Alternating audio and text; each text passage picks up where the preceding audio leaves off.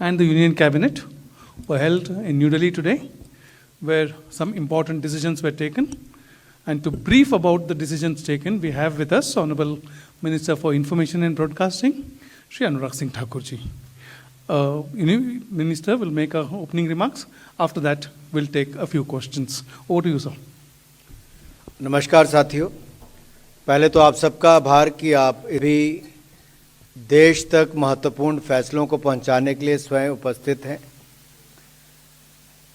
और आप जानते ही हैं कि मोदी सरकार पिछले 10 वर्षों में लगातार किसान कल्याण के लिए और कृषि विकास के लिए लगातार काम करती रही है।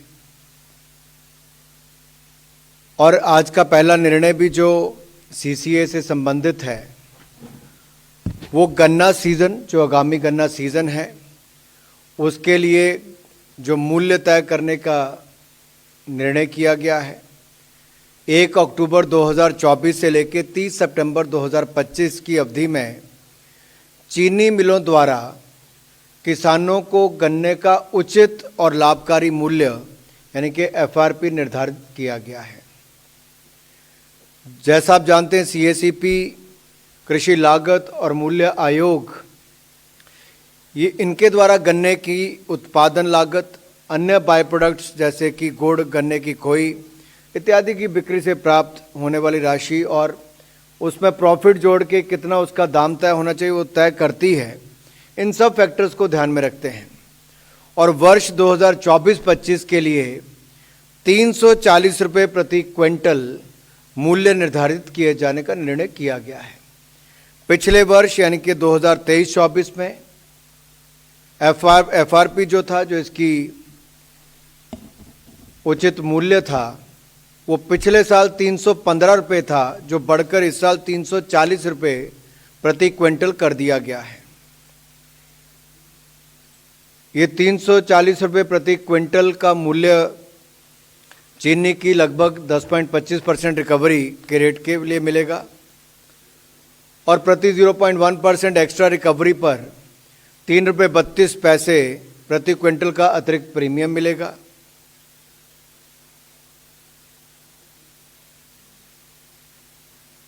पहला निर्णय तो ये था जिससे किसानों के आमदन भी बढ़े। और मैं एक आंकड़ा आपके सामने जरूर बताना चाहता हूं। 2014 से पहले हम सब जानते हैं किसानों को खाद के लिए भी सड़कों पर उतरना पड़ता था, नहीं मिलती थी। उस समय गन्ने की सही कीमत और पैसा भी उनको नहीं मिलता था, साल 2-2 साल इंतज़ार करना पड़ता था। अगर मैं केवल पिछले 4-5 सालों का भी उदाहरण दूं तो सन 2019-20 ये जो वित्तीय वर्ष है, इसमें 75,854 करोड़ रुपया किसानों को मिला, गन्ना किसानों को। और 2020-21 में 93,011 करोड़ रुपया मिला। 2021-22 में 1,18,618 रुपये मिले और 2022-23 में 1,14,005 रुपये मिले। और ये लगभग 99.9% पैसा इनके खाते में सीधा चीनी मिलों द्वारा दिया गया। और इस साल भी अब तक 81% से ज़्यादा पैसा अब तक मिल चुका है। तो कैसे मोदी सरकार की गारंटी, मोदी की गारंटी जो है किसानों की आमदन को दोगुना करने के लिए लगातार, इसके लिए हम प्रतिबद्ध भी हैं और सारे कदम उस दिशा में उठाए गए हैं। दूसरा निर्णय, क्योंकि किसान के पास पशुपालन का भी काम होता है, तो नेशनल लाइवस्टॉक मिशन के अंतर्गत एक सब स्कीम, ये हमारे पशुपालन और डेयरी विभाग के मंत्रालय से जुड़ा हुआ है। इसमें एक बड़ा परिवर्तन लाने के लिए, क्योंकि जो हमारे पैक एनिमल्स होते हैं यानी कि भारवाही पशु जैसे कि घोड़े, ऊंट, गधा, खच्चर आदि की संख्या देश भर में घट रही है और देसी नस्ल की कुछ प्रजातियां लुप्त होने के कगार पर हैं। तो इसलिए पशुधन एवं पोल्ट्री की प्रोडक्टिविटी में सुधार लाने के लिए तथा फॉडर और फीड की उपलब्धता को बढ़ाने के लिए नेशनल लाइवस्टॉक मिशन चलाया जा रहा है और इसके अंतर्गत ब्रीड इम्प्रूवमेंट, नस्ल को सुधार करने के लिए ब्रीड मल्टीप्लिकेशन फॉर्म बनाने का काम हो रहा है। अच्छी क्वालिटी के फॉडर के सीड प्रोडक्शन और सर्टिफिकेशन संबंधी कार्य किए जा रहे हैं। और इसके लिए एंटरप्रेन्योर्स के रूप में कोई व्यक्ति हो, इंडिविजुअल हो, सेल्फ हेल्प ग्रुप हो, फार्मर प्रोड्यूसर ऑर्गेनाइजेशन हो, फार्मर्स की कोऑपरेटिव ऑर्गेनाइजेशन हो, इन सबको 50% कैपिटल सब्सिडी इसका प्रावधान दिया गया है और जिसकी अधिकतम सीमा 50 लाख रुपए रखी गई है। इसके अतिरिक्त पशुधन का इंश्योरेंस और रिसर्च एंड डेवलपमेंट के कार्य भी किए जाते हैं। अब मैं इसमें थोड़ा विस्तार में अगर आपको कहूं तो पैक एनिमल्स जैसे कि घोड़े, ऊंट, गधा, खच्चर के ब्रीड मल्टीप्लिकेशन के कार्यों को भी लिया जाएगा और पशुधन जैसे कि पोल्ट्री और पैक एनिमल्स के ब्रीडिंग फार्म को स्थापित किया जाएगा। इसके साथ साथ देश में फॉडर की उपलब्धता को बढ़ाने के लिए डिग्रेडेड फॉरेस्ट लैंड तथा नॉन फॉरेस्ट वेस्ट लैंड, चारागाहों, बंजर भूमि में भी फॉडर के प्रोडक्शन यानी कि चारा के प्रोडक्शन के कार्य को भी लिया जाएगा। तो इसके प्रोडक्शन को प्रोत्साहन देने के लिए गोडाउन की सुविधा हो, रिसीविंग शेड हो या फिर ड्राइंग प्लेटफॉर्म या मशीनरी हो, इसके लिए भी कैपिटल सब्सिडी दी जाएगी। इंश्योरेंस को प्रोत्साहित करने के लिए सभी प्रकार के पशुधन जिसमें अब पैक एनिमल्स को भी इंश्योरेंस करने का लाभ मिलेगा। अब इसमें एक समान इनको प्रीमियम देना पड़ेगा। पहले लगभग 20% से लेकर 50% तक प्रीमियम देना पड़ता था, अब 15% ही प्रीमियम देना पड़ेगा। और इंश्योरेंस की सुविधा सुअर और खरगोश, पिग और रैबिट को छोड़कर 5 कैटल यूनिट की बजाय अब 10 कैटल यूनिट के लिए उपलब्ध होगी।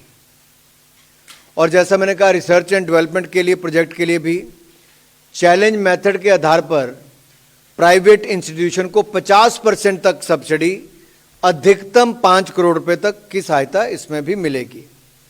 इससे हमें लगभग 20 लाख से ज्यादा किसानों को चारा के प्रोडक्शन के लिए, कल्टीवेशन के लिए और पशुधन संबंधी गतिविधियों के लिए सहायता प्रदान की जाएगी। और पशुओं की इंश्योरेंस और छोटे और सीमांत किसानों को इसका बहुत बड़ा लाभ मिलने वाला है। इससे फीड और फॉडर, इसके उत्पादन के क्षेत्र में भी और बढ़ावा मिलेगा, उसकी उपलब्धता बढ़ेगी। और जो हमारे पैक एनिमल जैसा मैंने कहा, घोड़ा, ऊंट, खच्चर, गधा आदि, इनके भी जेनेटिक इंप्रूवमेंट को बल दिया जाएगा। जो तीसरा निर्णय है वो flood management and border area programme को लेकर है। ये हमारे जल शक्ति मंत्रालय के द्वारा इसको किया जाएगा। ये जो हमारी स्कीम है flood management and border area programme, ये हमारे water resources, river development, Ganga reservation, Bharat सरकार के इस प्रोग्राम को 4100 करोड़ रुपए की राशि उपलब्ध करवाई गई है 2021-22 से लेकर 2025-26 तक, जिसमें 2930 करोड़ रुपया फ्लड मैनेजमेंट प्रोग्राम कंपोनेंट के लिए, एफएमपी के लिए दिया जाएगा और 1160 करोड़ रुपया आरएमबीए कंपोनेंट के लिए, river management and border area programme के अंतर्गत दिया जाएगा। इसका फंडिंग का पैटर्न जो है ये 60-40 रेशो रहेगी। 60% केंद्र सरकार का, 40% राज्य की सरकार का। और जो पूर्वोत्तर के राज्य और पहाड़ी राज्य हैं, पहाड़ी राज्यों में जम्मू कश्मीर, हिमाचल और उत्तराखंड आता है और नॉर्थ ईस्ट के हमारे बाकी राज्य, इनके लिए फंडिंग 90% भारत सरकार, 10% राज्य की सरकारें देगी और यूनियन टेरिटरीज के लिए 100% हम लोग भारत सरकार की ओर से देंगे। हालांकि फ्लड मैनेजमेंट का काम राज्य की सरकारों का होता है, लेकिन हजारों करोड़ रुपए की सुविधा पहले भी भारत सरकार ने दी। अब इसको अगले 2021-22 से लेकर 25-26 तक इसको किया गया है। और इसकी थ्रेशोल्ड लिमिट को भी एस्टिमेट कॉस्ट जो 100 करोड़ इससे बड़े प्रोजेक्ट हैं उनको भी जनरल कैटेगरी स्टेट और 50 करोड़ जो है वो हमारे नॉर्थ ईस्टर्न स्टेट और पहाड़ी राज्यों के लिए रखा गया है। इसके लिए 4100 करोड़ रुपए की मंजूरी मोदी सरकार ने की है। महिला सुरक्षा के लिए हर कदम हमारी सरकार ने उठाए। कानून बनाने की जरूरत पड़ी तो वो भी बनाए, फास्ट ट्रैक कोर्ट भी बनाए, जल्दी न्याय मिले तो उसकी भी